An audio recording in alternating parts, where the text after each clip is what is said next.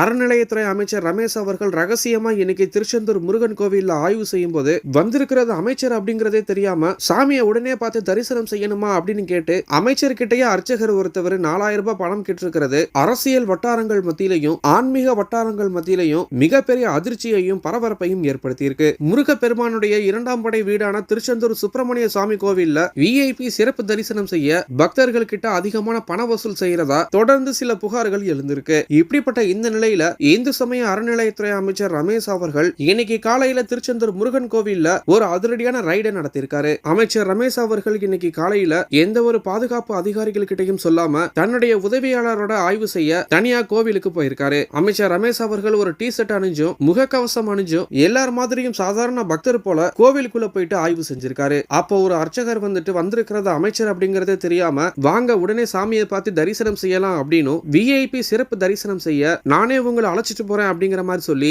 அமைச்சர் அவர்கள்கிட்டயே அந்த அர்ச்சகர் 4000 ரூபாய் பணம் கேட்டிருக்காரு. அமைச்சர் ரமேஷ் அவர்களும் தன்னை யாரு அப்படின்னு தெரியப்படுத்திக்காம என்னதான் நடக்குது அப்படிங்கறத பார்க்க தன்னுடைய ஜிபே மூலியமா அந்த அர்ச்சகருக்கு 4000 ரூபாய் பணம் செலுத்திட்டு அமைச்சர் அவர்கள் கோவிலுக்குள்ள நுழைஞ்சிருக்காரு. அமைச்சர் அவர்கள் கோவிலுக்குள்ள நுழைஞ்ச நிலையில அவர் மாஸ்க் கலட்டியதும் அர்ச்சகர் வந்திருக்கிறது அமைச்சர் அப்படிங்கிறது தெரிஞ்சு ரொம்பவே அதிர்ச்சி ஆகி போயிருக்காரு. அதுக்கப்புறமா அமைச்சர் ரமேஷ் அவர்கள் ஒட்டுமொத்த அதிகாரிகளையும் ஊழியர்களையும் எல்லா பக்தர்கள் கிட்டையும் தனித்தனியா விசாரிச்சு திருச்செந்தூர் கோவில் முழுக்க பல்வேறு ஆய்வுகளை செஞ்சிருக்காரு. மேலும் அமைச்சர் அவர்கள் பக்தர்கள் எல்லாரும் தரிசனத்திற்கு முறையா அனுமதிக்கப்படுறாங்களா அப்படிங்கறதையும் ஆய்வு செஞ்சிருக்காரு. இன்னும் அதிர்ச்சியான விஷயங்கள் என்ன அப்படின்னு பார்த்தோம்னா அமைச்சர் அவர்கள் ஆய்வுக்கு வரது தெரியாம சில ஊழியர்கள் பணிக்கு சரிவர வரல அப்படிங்கிற மாதிரியும் சொல்லப்படுது. திருச்செந்தூர் சுப்பிரமணிய சுவாமி கோவில்ல வார இறுதி நாட்கள்ல அதிகப்படியான பக்தர்கள் வரது அப்படிங்கிறது வழக்கமா இருந்துட்டு இருக்கு. இதுலயும் நாளைக்கு வைகாசி விசாகம் திருவிழா நடக்க இருக்கிற நிலையில திருச்செந்தூர் முருகன் கோவில்ல இப்படி ஒரு சம்பவமானது அரங்கேறி இருக்கிறது பெரும் பரபரப்பையும் அதிர்ச்சியையும் ஏற்படுத்தி இருக்கு.